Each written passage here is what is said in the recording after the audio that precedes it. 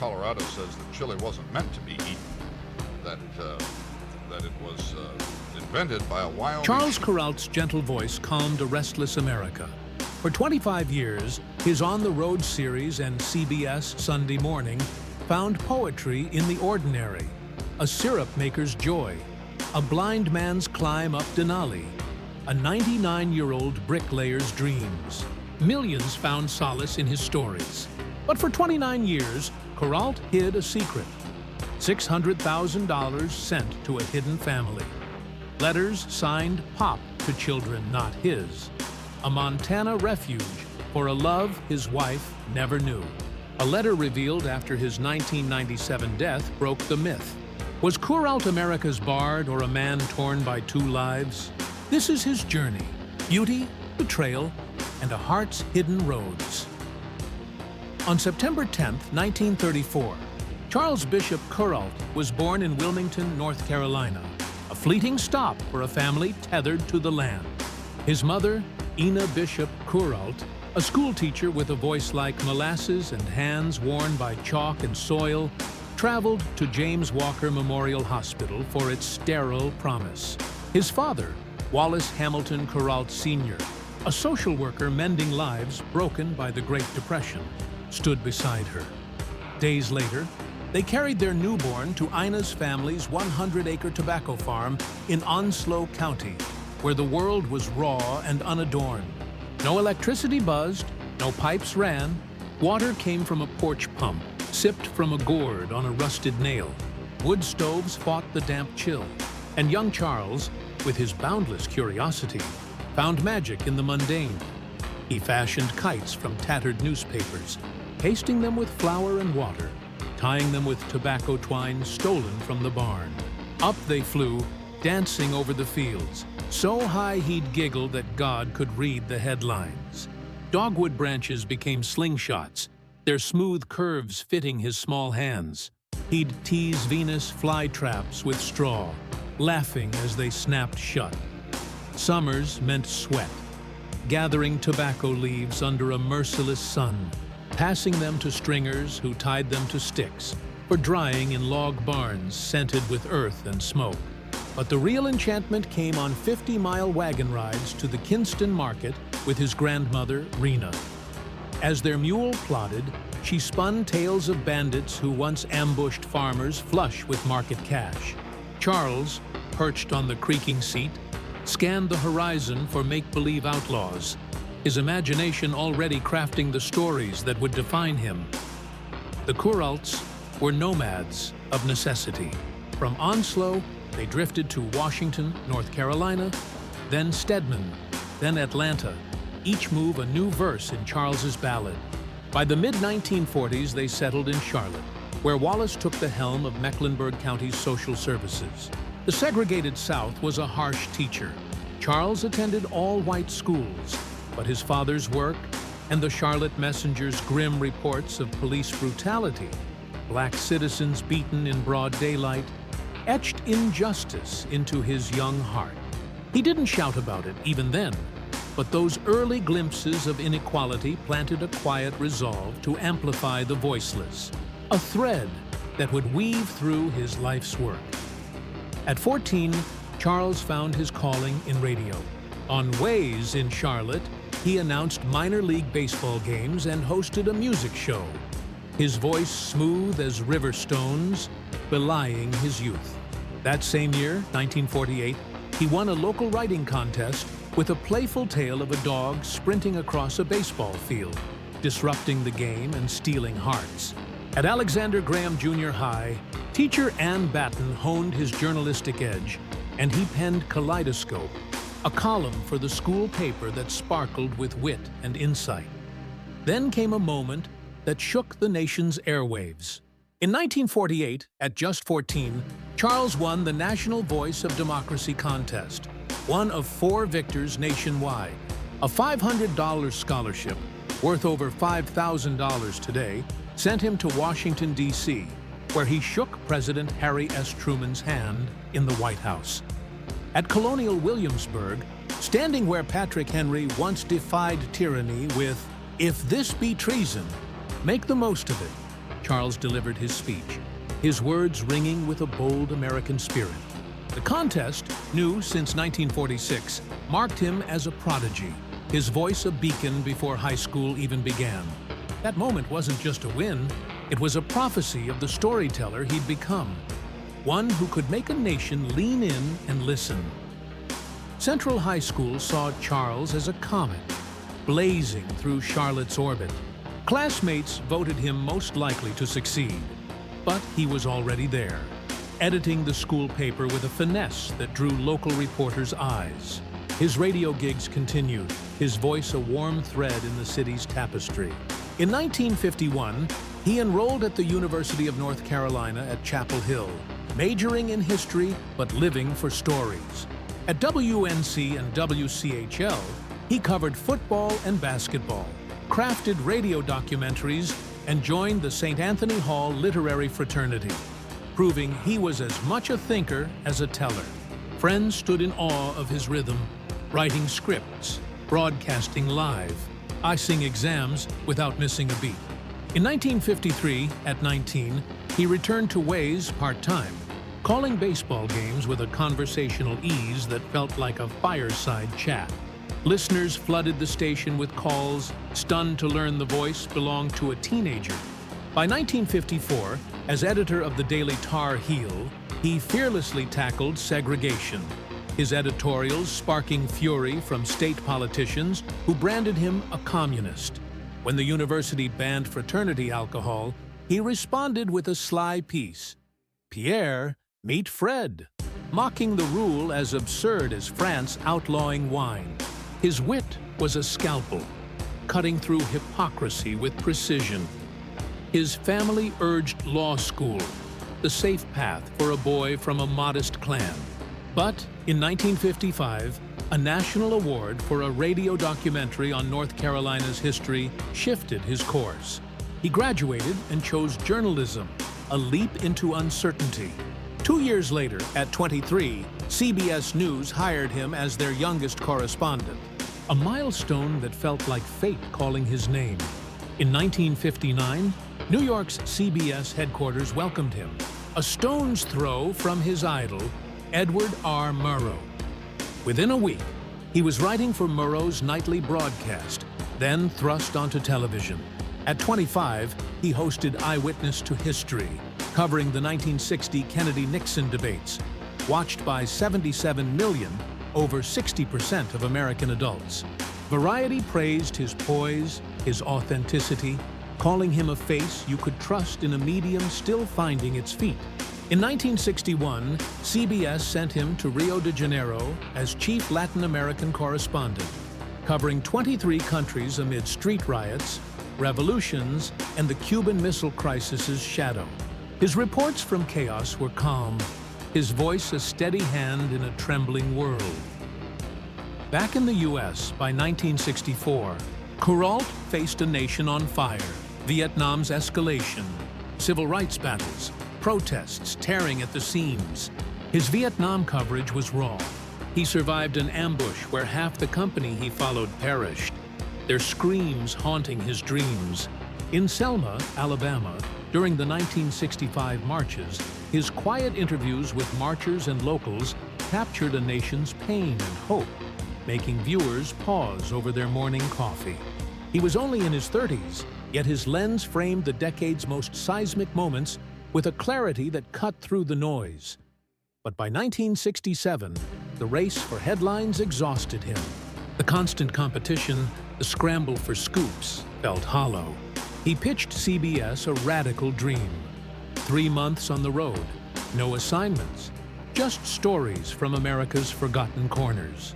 Inspired by John Steinbeck's travels with Charlie, he and cameraman Izzy Bleckman set out in a rented motorhome, its seats stained, its fridge stocked with beer and soda, their diet peanut butter and crackers. They picked towns 100 miles apart, letting the road decide their fate. That simple act birthed a legend. On October 27, 1967, On the Road debuted with a story about George and June Butler, Vermont maple syrup makers who spoke of sap's osmosis with a reverence that hushed the airwaves. It wasn't just syrup, It was a hymn to life's quiet joys. That segment set the tone for a series that would span 25 years, 1,000,000 miles, 6 motorhomes, and 500 stories across 48 states. Kuralt found America's pulse in its margins. A 99-year-old Iowa bricklayer still stacking stones, a 104-year-old jogger defying time, a woman cradling the world's largest ball of string like a child. He met wrestlers, jugglers, sheep shearers, bagel bakers, each story a brushstroke on a canvas of forgotten dreams.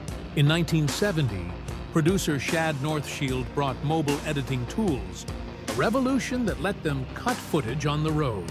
No more trips to New York. They could roam longer, chase stories farther. It saved time, money, and kept the series alive.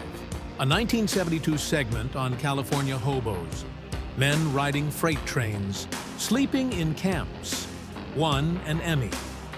Kuralt sat with them, not as a reporter, but as a listener, giving dignity to a vanishing world as highways swallowed the rails. He knew their time was fading, and his camera preserved their echoes. By 1975, Time dubbed his segments 2-minute ceasefires in an era of riots, Vietnam, and Watergate's stain. While newsreels screamed division, Kuralt offered hope. A farmer's laugh, a child's kite, a barbershop buzzing with small-town gossip. In 1974, he profiled Ira Perkins, a Montana teacher who taught in a one-room schoolhouse since 1933, earning $60 a month during the Depression. Perkins started each day with dances, teaching manners alongside math. His classroom a microcosm of care. Kuralt's lens showed it with reverence, a reminder that education could be love. In 1975, he joined a bicentennial wagon train from Valley Forge to California for On the Road to 76, visiting all 50 states. He rode with them, slept under stars, and chronicled a pioneer spirit that earned another Peabody. The judges praised how he gave life to forgotten places. His stories a bridge between America's past and present.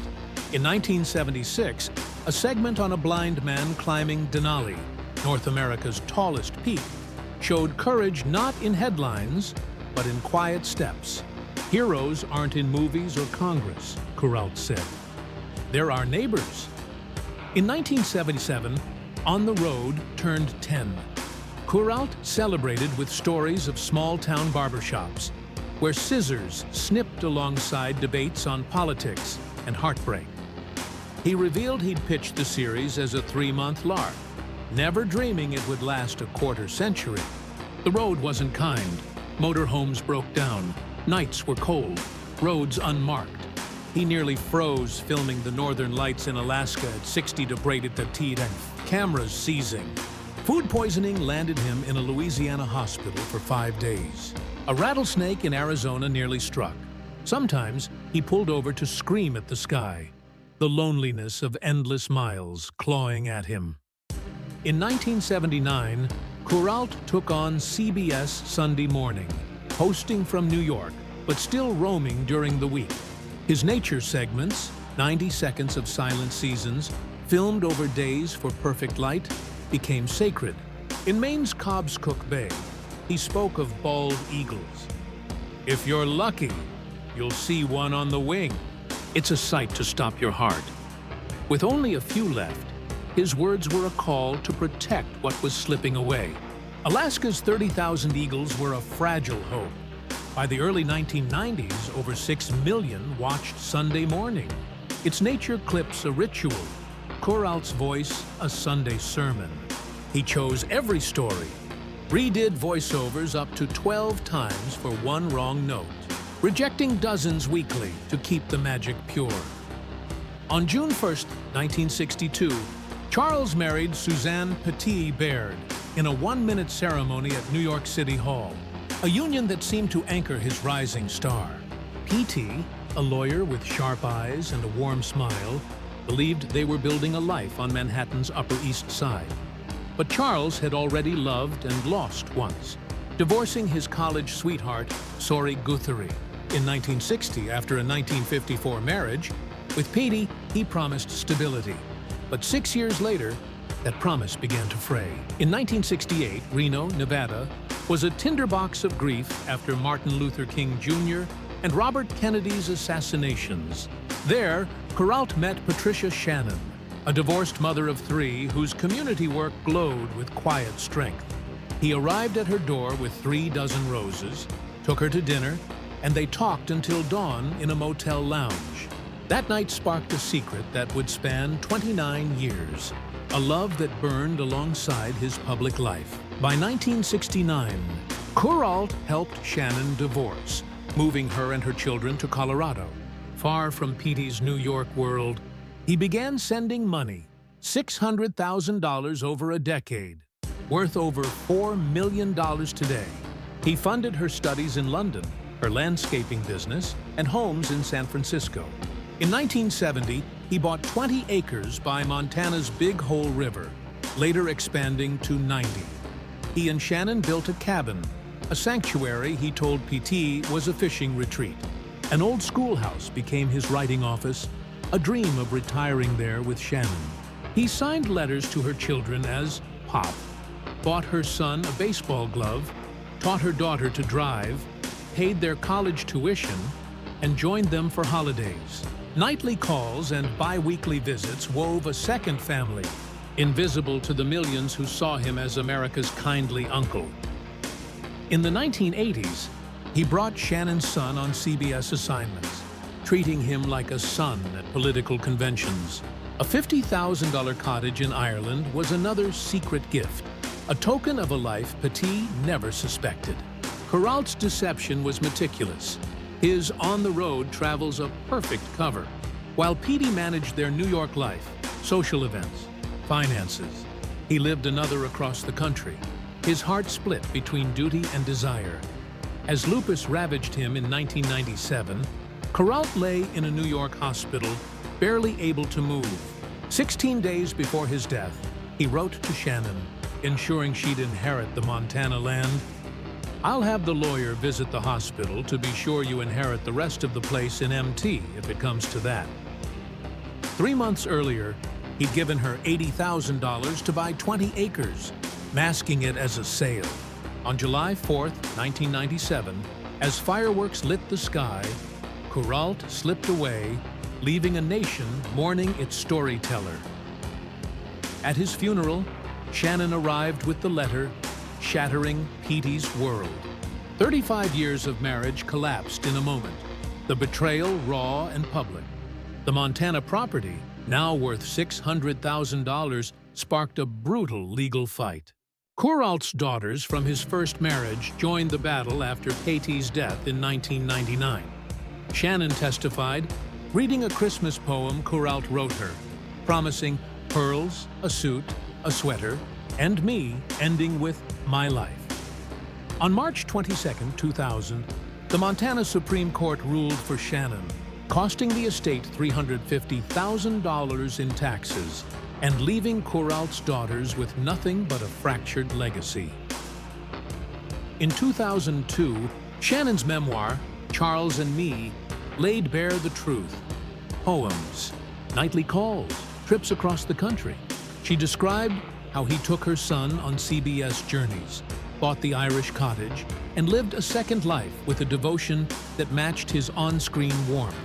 The world reeled, America's trusted bard revealed as a man who wove love and lies in equal measure.